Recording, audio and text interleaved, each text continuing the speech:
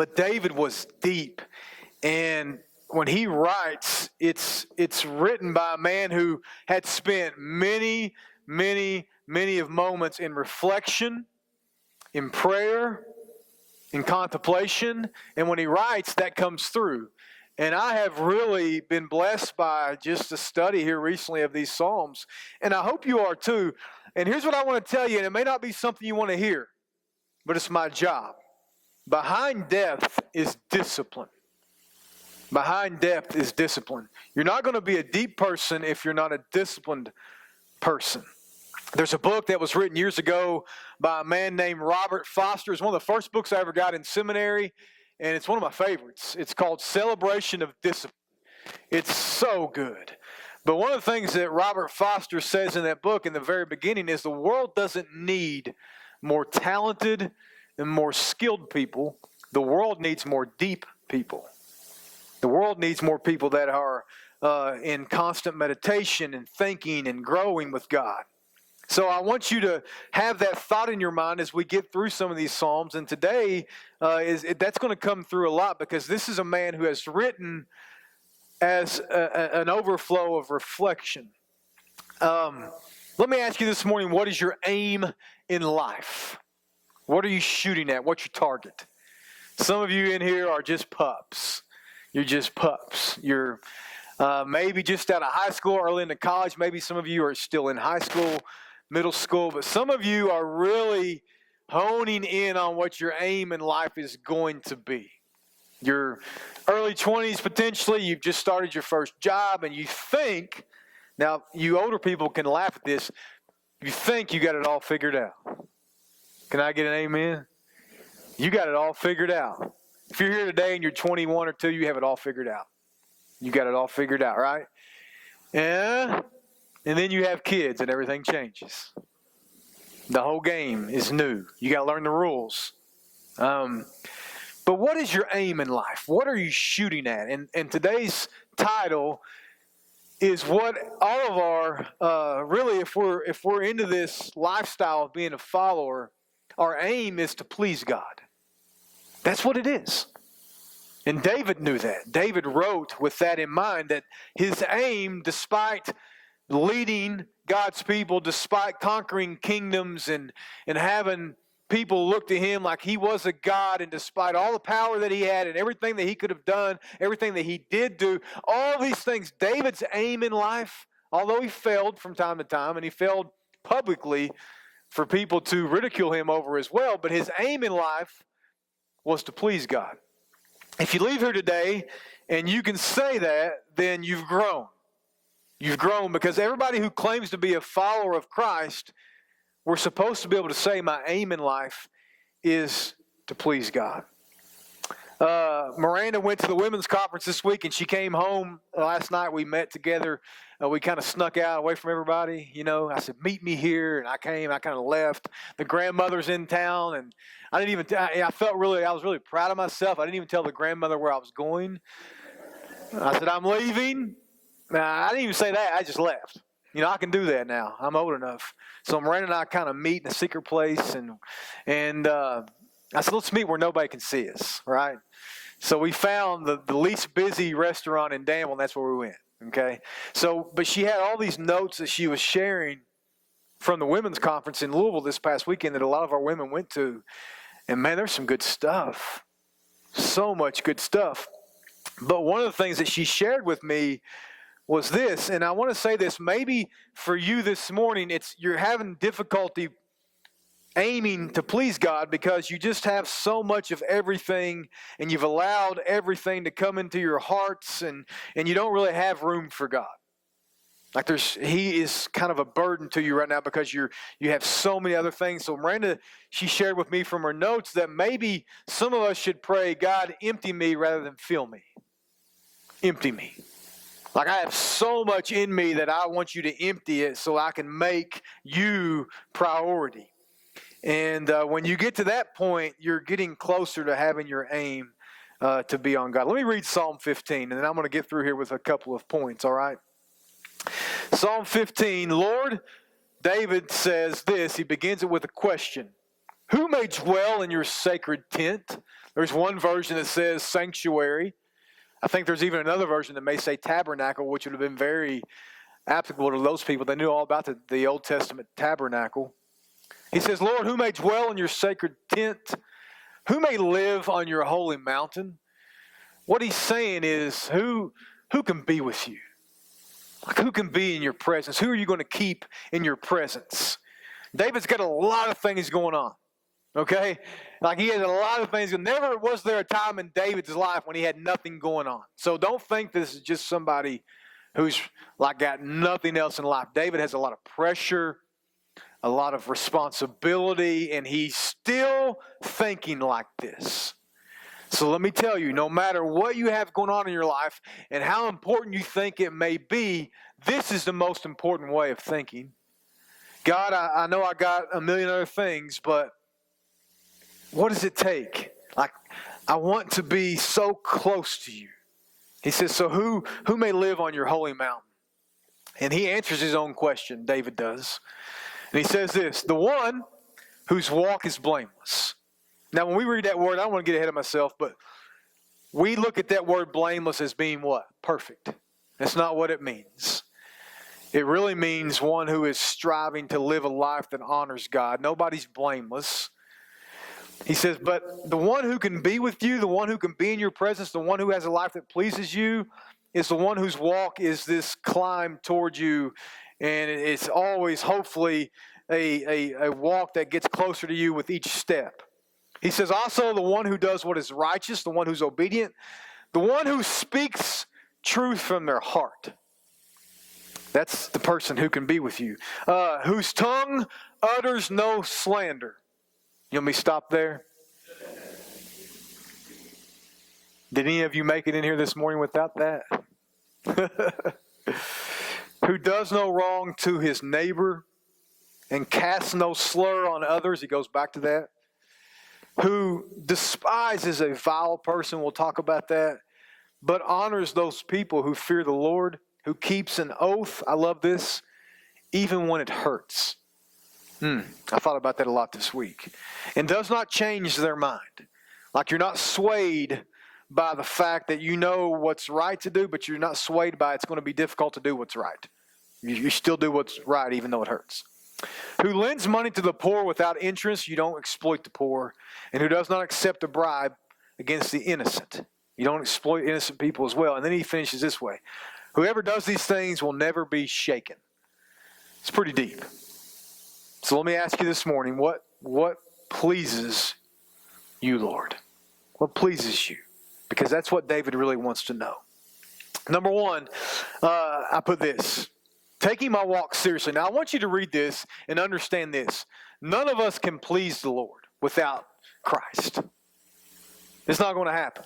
You're not going to walk perfectly in front of God. You're not. The Bible in the New Testament is completely clear on this. If you try to obey the law, you're not going to make it. You're going to fail. And if the law were to save you, we're all destined for hell because it's not possible. So none of this is possible without Jesus right in the center of it. And this is even a foreshadowing to that, pointing to Christ who's able to make us blameless. He took all of our sins, and you guys know this. So understand that this is not works. God doesn't care about your works. The Bible's clear on that. God cares about you accepting his gift, which is indescribable, and through that grace, you attempt and strive to walk closer with him. That's the goal. That's what we're trying to do. So when David says this, keep that in mind. No one here is trying to do this without Christ.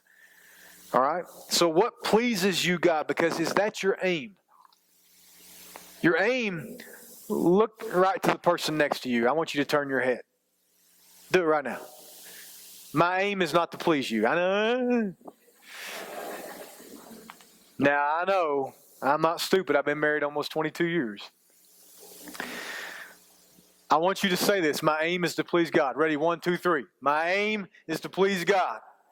If you please God, don't say this, but if you please God, you will please that person you just looked at. I promise you. But if you try to please that person without pleasing God, you're going to be in a mess.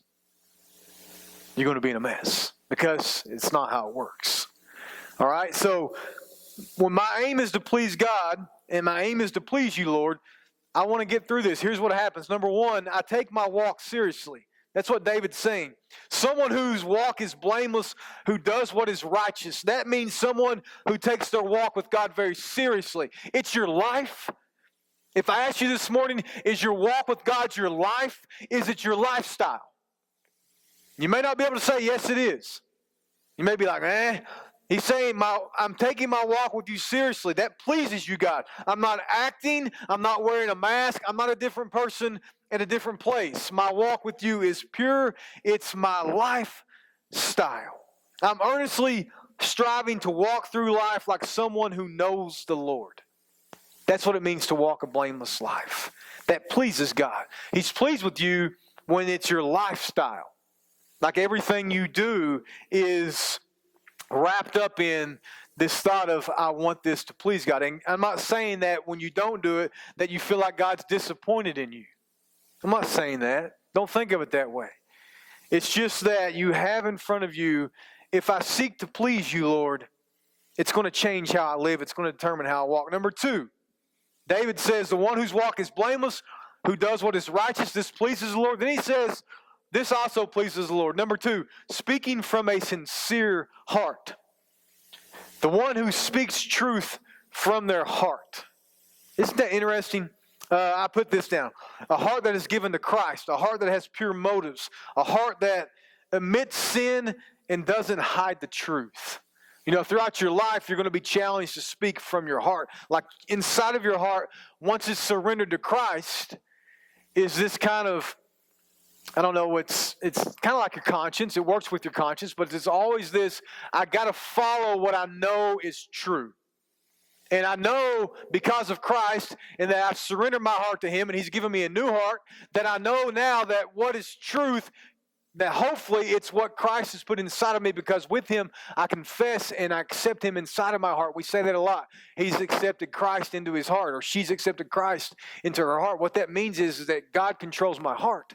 And I have to speak from my heart. And sometimes that's not easy to do.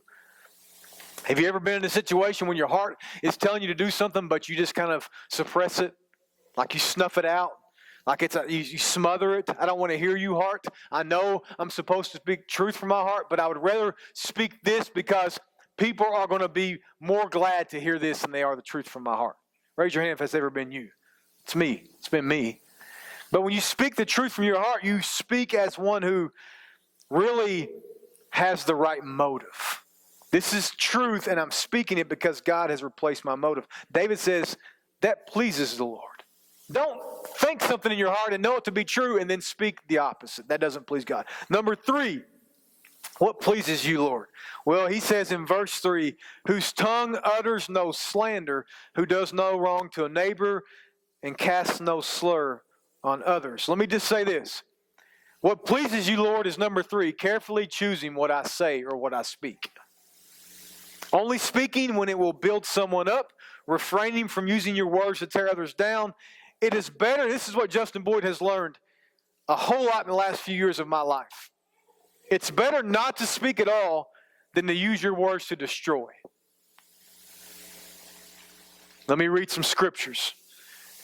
Proverbs 16:24. Gracious words are a honeycomb, sweet to the soul and destructive to the bones.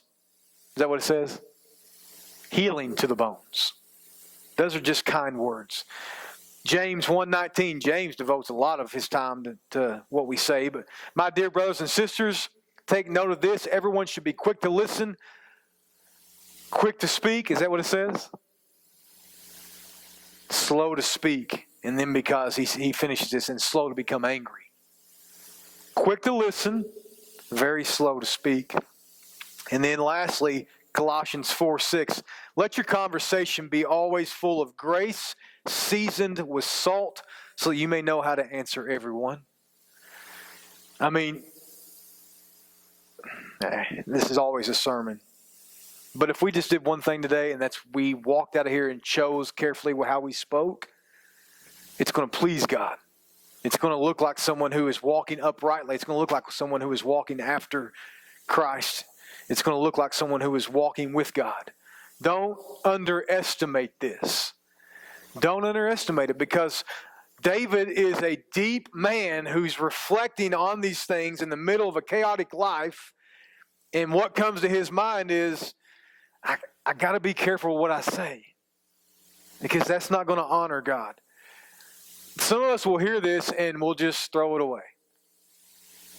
Like, Miranda also came home from the conference last night, and I think Amy Domitian gave her this, you're in trouble. But it was 12 sayings from Mother Teresa on what I need to tell myself or something to be humble. Whew. That's what she was reading last night. I was glad I was sleepy, because I was wanting to fall asleep before the end of it. Because I was like, whoa, whoa, whoa. And basically a lot of that was, just keep your mouth shut. Just keep your mouth shut. God's not giving you a license to destroy everybody you come in contact with your mouth. He's not. And it's not okay. It's like this. It's not okay to say, I inherited my bad temper. Is that a license to act upon your bad temper anytime you want to? It's also not okay to say, well, I inherited my big mouth. I get it. But I can also say, well, I inherited my propensity to be a pothead, and I'm going to do that too any time I want. Or I inherited my propensity to be an alcoholic, and I'm going to continually act upon that. Don't tell me that I can't. So this goes hand in hand. You know, if you are a person who struggles with saying too much, then surrender it to Christ and watch Him give you victories over it, small victories. Because you can destroy your reputation so quickly by what you say. Just walk off. Walk away. You're not going to... All of you 20-year-olds, you don't know this yet. You're going to learn it 20 years from now. Chances are, you're not going to change anybody by what you say. You're not. You're not going to change them when you hurt them and you damage their pride and you damage them with your words. They're not going to come back to you most likely and say, thank you for that. Now I'm changed. They will change more by you not saying anything and just listening and walking away. So understand that. It took me a long time to learn that. That I really thought at one time that I could change people by putting them in their place and by correcting them. And then when they started doing it to me, I didn't like it.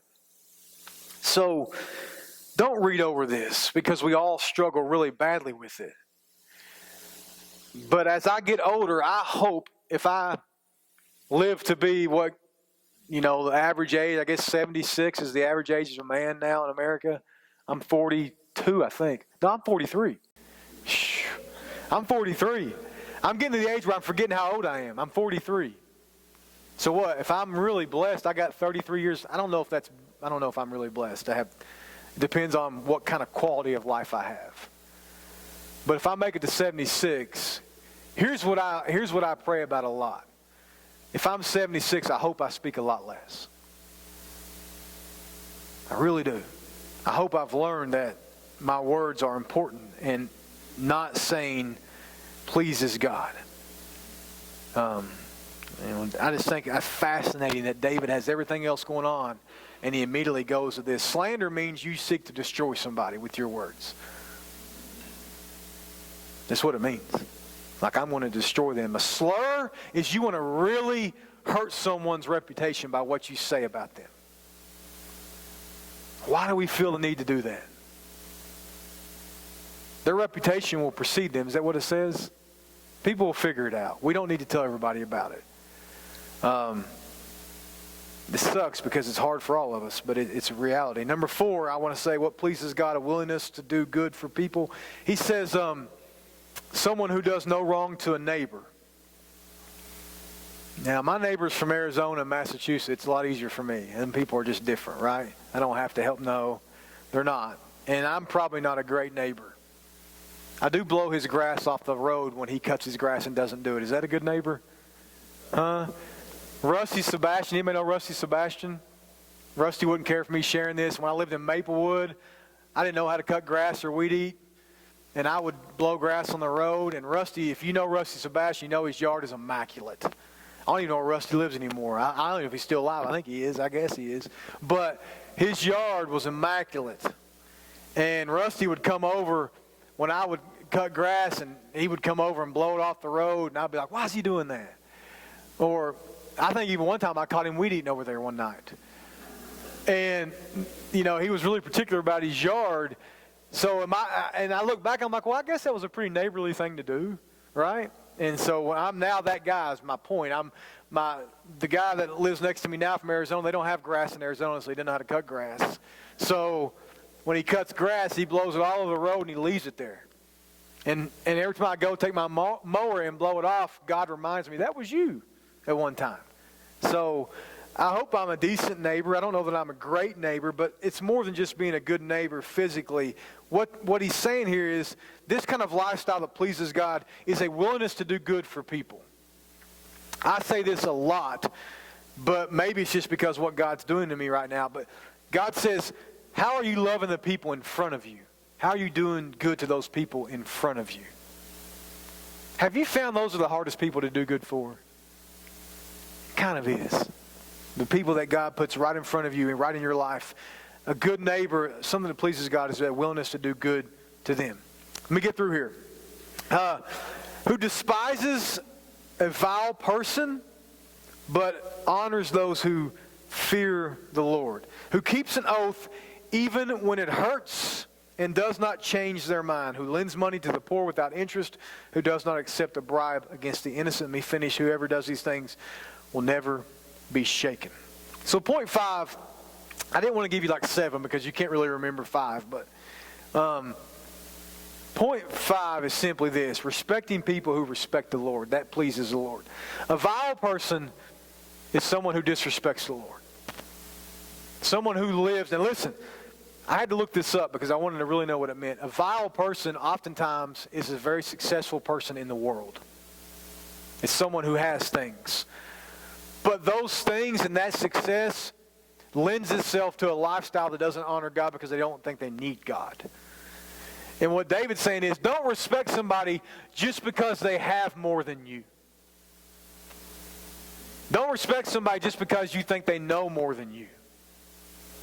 They don't deserve your respect, quite frankly, unless they fear the Lord. Because if you don't fear the Lord, how stupid are you anyway? Now, all of you young students, don't go into your college classes with that mindset. Okay? I did that, and it didn't work out well for me.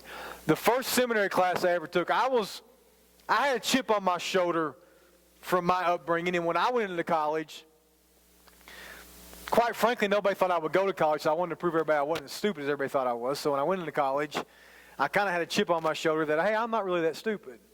And when I was called to ministry, I left Morehead State because I just felt God saying, you need to go and learn about me. So I went into Bible college, and the first Bible college class I ever had, I flunked it. You guys didn't know that, did you? Does that encourage you? And here's the reason why. I had an issue respecting people. And God had to really, He worked on me a lot with that. And this professor, I didn't respect him. I thought he was sloppy. I thought he kind of, he wasn't a great teacher. He didn't have great lessons. And I didn't know anything about the Bible. When I say I went to Bible college, I didn't know anything about the Bible. I knew nothing. And I became angry with him because, like the first class, he had the class get up and chronicle the missionary journeys of Paul in front of the rest of the class. How about that? Welcome to Bible college. I said this: is Paul the guy that wrote some of those books in the New Testament? He said, yeah, that's him. Now get up and tell everybody his missionary journeys. So I'm standing up in front of the class. I got my T-shirt on that my friend got me from the flea market. It's one of those Christian sayings. That's why I thought I was Christian, because I had a Christian T-shirt. And I had long hair. I just gotten back from California. It was like down to here. And I'm up in front of this class full of preachers' kids, and he's asked me to chronicle the journeys of Paul, and I was lost. So I got mad at him. So I'm going to get through this because it's got a good ending. So then I got a job working midnights, and I would come into his class, and I was exhausted because I was staying up all night. And I stopped doing my homework. And he comes to me and says, hey, you're not doing your homework. I said, yeah, I know, I got a job. I'm trying to marry this woman and all this kind of stuff. And he's like, well, that's not an excuse. Long story short, I'm in one of these classes, and he calls me out, and I say, everybody called him Dr. Bertram. And he calls me out for an assignment. I stand up and say, I'm sorry, Dale, I don't have my assignment. And this is in front of everybody. He says, well, if you don't have your assignment, then you're going to get an F for the class. I said, well, once again, Dale, flunk me because I didn't do my work, and I'll take an F for the class. So my point being is, later on we reconciled, but I flunked my first Bible college class, whatever that point is, and I didn't respect him because I didn't think that he earned respect. And then as I've grown closer in my faith with Christ, here's what I realized. Number one, I'm not going to respect somebody just because of what they do in life. I'm not. And some of you guys grew up differently, that there are certain professions that you respect. Now, I'm not going to speak disrespectfully to them, but here's what I've learned in following Christ. The people that I respect the most and that I'm told to respect are the people who understand who God is. And those are the people that God is telling me to respect. Now, it doesn't mean that I call them by their first name. I don't walk into a doctor's office and call them by their first name. I don't do that. But also I have learned that God puts people in your life and He does things in your heart but here's what I do. When I see someone who really loves the Lord and really fears the Lord, they automatically get my respect because I know they live a life that pleases the Lord. There are lots of people around that have things and do things and have reputations, but they don't live a life that honors God. And those people are not necessarily people that I respect. I respect people regardless of what they have, regardless of where they work, regardless of where they come from. I respect them if they love the Lord. You with me on that? Because that's what David's saying. And David was around a lot of people who had things and did great things. But he came to this point in his life. If you don't fear God, and you don't love the Lord, and you don't walk uprightly, and you don't control what you say, and you don't speak truth from your heart, then I don't care who you know and what you do, you don't deserve respect. You don't deserve respect. Respect the people who deserve respect. And I'm going to get to this. There's a scripture, and it's not on the screen, that says, do good to all people. And I'm going to be impressed if you know this, but especially to what kind of people? Somebody say it if you know it. What is it? Yep. Other believers. And sometimes, guys, I think it's just the opposite. We respect everybody else, but we don't respect the people that we're in battle with and fighting with. All right? So a lifestyle that pleases the Lord, David asked that question, how can I please you? How can I dwell with you? How can I live with you in your presence? And he goes through here and he says, well, number one, take your walk with me seriously. Number two, speak truth from your heart. You know what that is. Number three, carefully choose what you say. Number four, do good to people. And number five, respect people who respect the Lord. You guys stand up this morning.